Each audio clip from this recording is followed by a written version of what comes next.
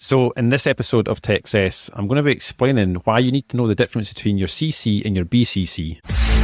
Welcome to Techcess, the show about helping you to get the right technology and cybersecurity in place to enable your business to be more safe and successful. I'm your host, Mark Riddell, Managing Director of M3 Networks. Over 140 businesses across the UK use us to put an end to staff complaints about frustrating IT problems. So one of the things that it's quite easy to take for granted is using email. It's amazing that it's 2023 and we're still talking about email and security. If you ever heard me talking about cybersecurity, you might remember that I've quoted stats of over 90% of cyber attacks start with an email. And it's because it's widely used, everyone uses it, and it's a great way of actually getting directly to the user. We still have problems with email. And one of the big problems is that it's still one of the most widely reported ways of data breaches. And recently, the ICO, which is the Information Commissioner's Office here in the UK, published some guidance on sending bulk communications by email. And this is off the back of a number of cases that they've had to deal with where data breaches have been a result of email. And particularly, it's people using CC wrong. You know what these things are, right? We've all copied in a colleague into the CC field. But the BCC field, which is blind carbon copy, is when you want to send emails to multiple people without everyone else seeing who the email was sent to. I don't know whether people listening to this are going to know that or not. It's one of these things. It's like, is that a common thing?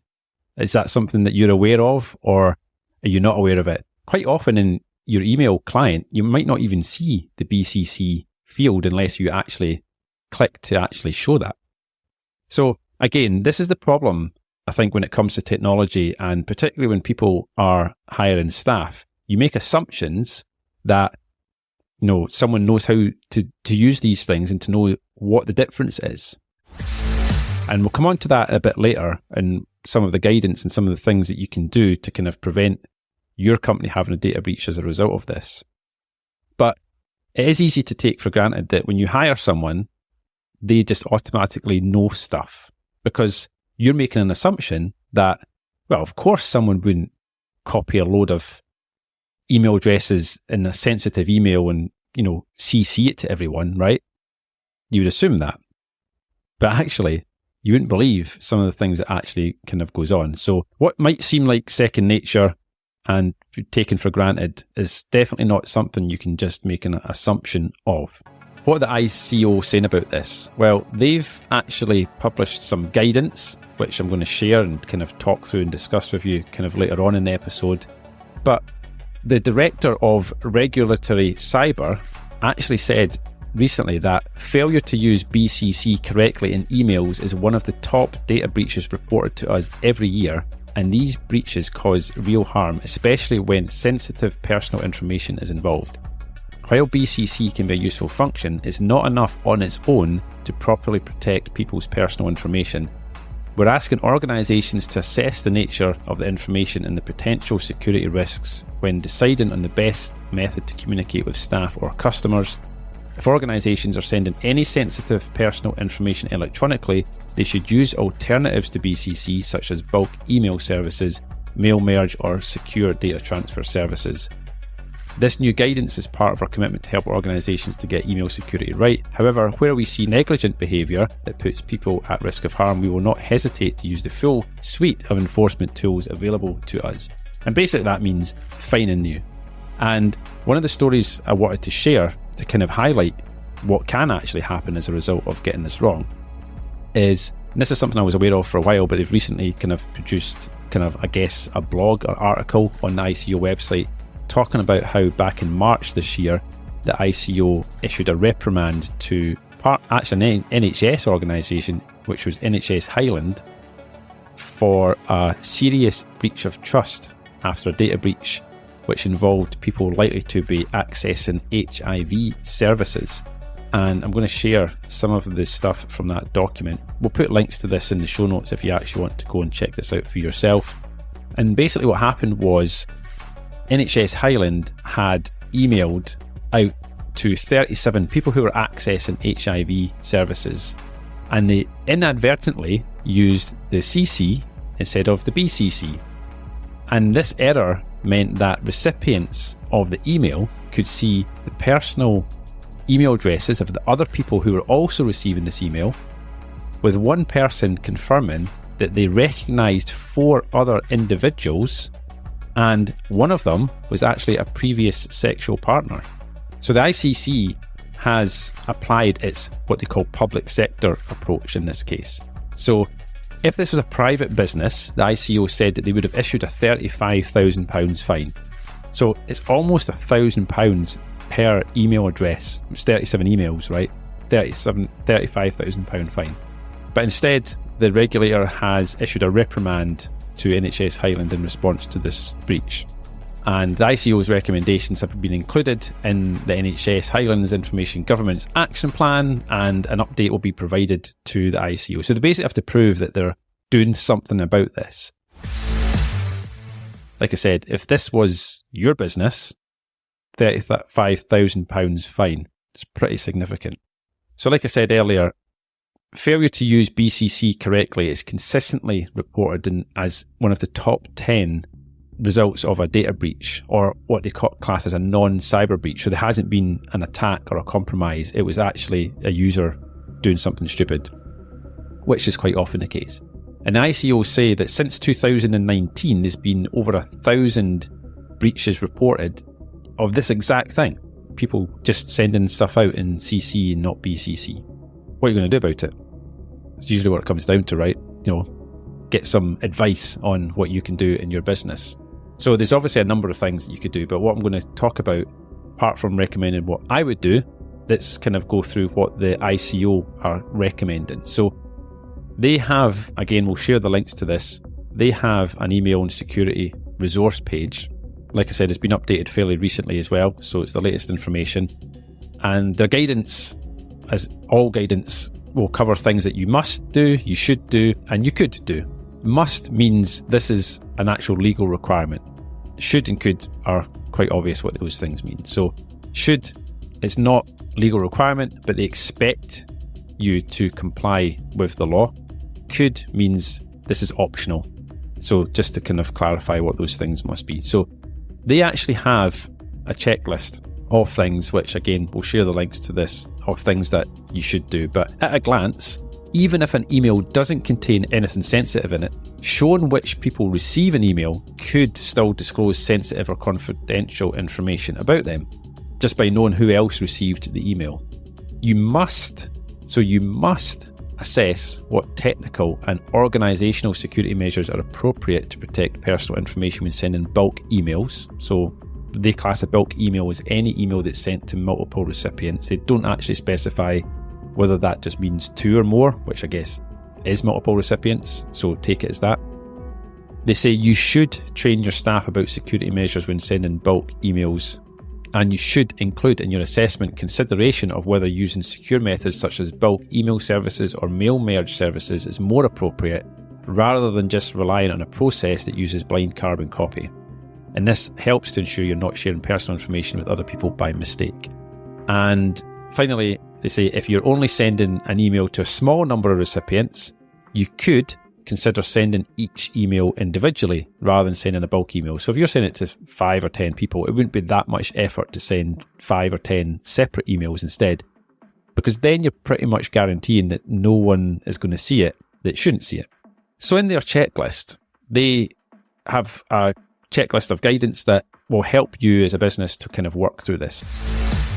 First thing is, we recognise that email addresses alone can be personal information. So a lot of people have their name in their email addresses, business emails especially, but personal emails, quite often people will have their name, potentially their date of birth in their email. I'm sure people listening to this have still got an old Hotmail embarrassing email address from like the 90s that you probably wouldn't want to put on like a CV or something like that. You see some embarrassing ones. We've probably all had one of those. But anyway, or an old AOL or yahoo.com address. But yeah, quite often, the email address alone can be personal information. Because remember, personal information is like anything that identifies someone. If the email address identifies the person, that is personal information, even if the email itself isn't sensitive. Next on the checklist is we train all staff on using CC, carbon copy, and BCC when sending emails. So it comes back to what I said earlier. Are you just assuming that people know the difference in these things? That next new hire, when you give them a computer and an email and they log into their 365 and everything else and they start sending emails out, is anyone actually having that conversation about, do you know the difference between CC and BC? I mean, it's a fairly basic thing to make an assumption on. But as you can see, this is one of the top ways that data breaches happen. So it clearly is a problem. There clearly is a lot of people that don't know about it. And also remember, I'm not sure myself, the origins of these terms probably goes back to the days of like paper carbon copies. Remember, we used to use in between the sheets, you put the transfer paper. So when you wrote, you got the copy through, right? It'll go back to that. This is just an electronic kind of version of that, I guess. Younger staff coming into the workplace, these terms might not be familiar to them. The new generation of workforce coming into your business, do they even know what these things are? Do they know that CC stands for carbon copy? They just see it in your email. It doesn't explain it in your email client, right? And do they know the difference between CC and BCC? So you have an obligation to train your staff to make sure they know what they're doing with these things. Next up, you have to assess what measures that you need to implement. So have you taken into account the nature of the information and the potential security risks, and then balancing the cost of implementation against the benefits of doing this in a different way? Spending money on a solution to send emails securely, which we'll come on to in a bit later on, you've got to weigh that up against the actual potential security risk. Do you use additional security measures or alternatives to email when sending sensitive or confidential information? So does this have to be an email? I guess that's one thing you want to ask yourself. And are you regularly reviewing any policies that you have in place to make sure that anything that you have remains effective? There's a checklist that you can go and ask yourself when you're dealing with email in your business. And like I said, we'll include links and things to this below. Now, one of the things that the ICO talk about is mail merge. So one thing I wanted to actually then talk about, and again, there'll be a link to this because it's too technical to kind of go through in an audio format where you're going to be listening to this, is how to use mail merge to send bulk email messages. And did you even know this was a thing? I think a lot of people were familiar with mail merge, like I'm going to do a mail merge in Word, and traditionally mail merge has been to print something, right? So you might want to do a mail merge of addresses into a letter and then print out all the letters, right? Or you want to change the name, so it'll say, Dear Mark or Dear Neil or whoever, and it'll change, it'll insert that from a list. Traditionally, you would have like an Excel database with names and addresses, and you'd link that into your Word document, and then Word will do a mail merge for you. You can send it off to your printer and you'll get all those individual personalized letters, right? Now, that's a common thing. We still do that in our business from time to time when we're sending things out, and a lot of businesses will do that. If you ever get any spam stuff sent to you through your mailbox at home, that's done through a mail merge, and there'll be an Excel file somewhere in the background that has all these details somewhere. There might be more sophisticated things being used today, but on the basis of it, you have a data set, which is usually a list of names and addresses, and you merge that into a template or a common document, like a letter that you're going to send out to lots of different people. But you can also do this with email, and a lot of people don't know this. So you can actually use that same list of names and addresses. Of course, you need email addresses in that too if you're going to send an email, obviously. But you can actually do a mail merge to email messages. Now, like I said, I'm not going to talk through step by step how to do it because you probably won't be able to follow this just by listening to it. But when you're in Word and you go to start a mail merge, in the drop-down list, you'll have letters, envelopes, the printed stuff, which people are familiar with using. Email messages is also an option. So you can actually set up and send out individual emails to a mailing list. And the beauty of that is that it's not using CC or BCC, it's actually going to send individual emails to each of those people. Without you having to create every single email, it's going to do it automatically for you. All you need is the data list, your source data, and then create your email, all the people's names and stuff into the email, and send them all out automatically for you. Now, one thing you do have to be careful with is that you probably don't want to do this kind of en masse, right? You don't want to be sending like 10,000 emails through your Outlook account, because it's a good chance you're probably going to get blocked as a spammer if you do that. If you're sending out 10,000 emails anyway, you probably don't want to be using a mail merge or using your own Outlook. You probably want to find a better bulk email solution to do that, right? So something like MailChimp or, one of these email solutions. Constant Contact is another one that I'm not used, but I'm aware of and familiar. So yeah, you probably want to find a better solution than doing that. Now, the one thing I would recommend if you are sending out really sensitive information is, and I'll bring you more on that soon. But first, here's Annie with a Techcess tech update. But first up, I just want to tell you a little bit about the IT services buyer's guide that we have. This is a free document on our website. You don't have to enter any information to get access to it. You just need to head over to www.m3networks.co.uk/buyer's guide, and you'll be able to click the link and get the download. And this is going to give you loads of information to help you understand the questions that you need to ask any potential IT partner in your business, or indeed just go back and ask these questions to your existing IT company, and then you can help find out whether you're being served correctly and whether there's any gaps in the IT support services that you are being offered. Now, let's get back to the episode. Hey, it's Annie with your latest tech update. Did you know that 60% of phishing websites are only online for 10 minutes? These are fake sites that try to trick you into entering your login details or get you to download malware. The idea is that cybercriminals drive huge amounts of traffic to them, scam people, then take down the site before it can be detected. Not good. But don't worry, Google Chrome is here to protect your business. The browser has been checking every URL you visit against a naughty list, updated every 30 to 60 minutes. Now it's switching on enhanced safe browsing for everyone. This checks URLs in real time, and if it detects a scam, it won't let you visit. Does this mean Google will know every URL you visit? Yes. But it's promised not to use this info for other features like targeted advertising. Do you need help protecting your business from cyber threats? We can help. Get in touch. That's your tech update. More next week.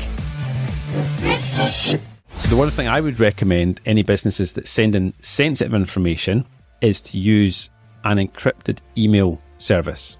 Now, something that we offer to our customers, your IT company might offer something similar if you go and ask them. And it's not something every business needs, let's be honest, but we have some customers that may have to send legal documents or documents that are related to people's health records, or just anything that you want to make sure is going to be encrypted and just get to the person it's meant to get to. And there's a few other benefits to using an email encryption service. One, you retain control of the email. So to give you an example, what I mean by that is if I send you an email, I can control whether you can forward that email to someone else. That's quite powerful. I can also track if you've opened it, if you've read it, what you've done with that email. So if I didn't stop you from forwarding it and you did forward it to someone else, I would know who you forwarded it to. So I'm retaining that audit log of knowing who has received this email and what's been done with it after I sent it. I can also put a time limit on it.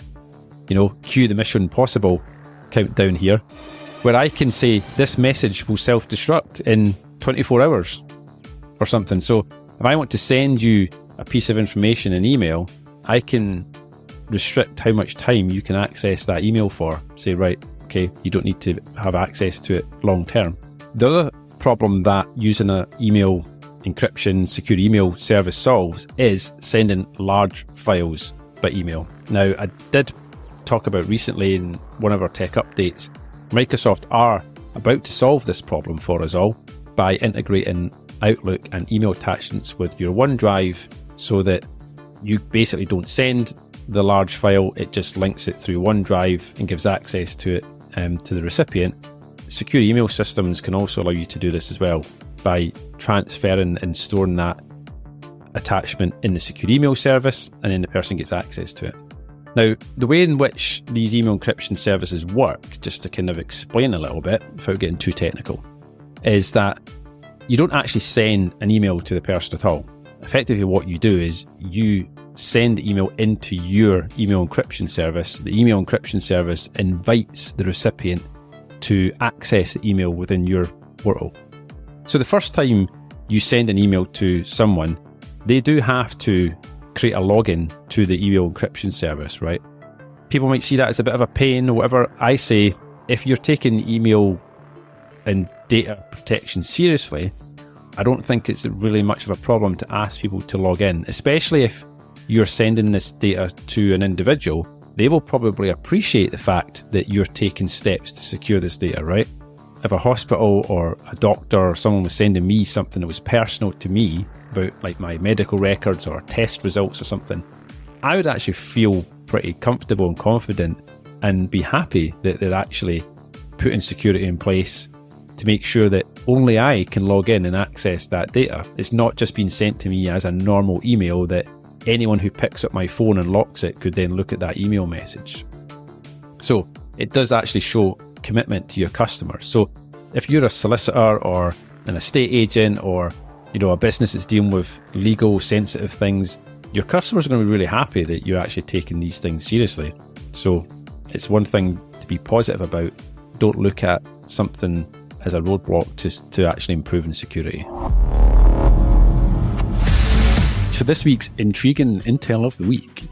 The Intriguing Intel of the Week is where I share a fun tech fact, something you probably don't know, and pretty sure it's going to be something that you tell all of the other guys in the office about. And I'm happy for you to steal that you know this and it didn't just come from just listening to the Techcess podcast. So you can look really smart to your colleagues. The first computer to be marketed as a laptop was called the Gavilan SC in May 1983. So I was definitely still in nappies. So I was about 11 months old when that kind of came out. And it was priced at just over £3,000 and it weighed 4 kilograms, which is about 9 pounds, probably what I weighed back then. And it was powered by a 5 megahertz Intel 8088 chip. Oh, and it also ran on MS-DOS. So don't believe everyone when they say things were better back in the past. Gigglebytes. So Gigglebytes is where I share my favourite tech-related joke of the week. My joke this week is it's quite an old one, and a lot of people in the IT industry have maybe heard this, but you might not be aware of it. And I'm not going to explain it to you. I'm just going to leave it, and you can figure it out yourself. Here it is. There are 10 types of people in this world: those who understand binary and those who don't.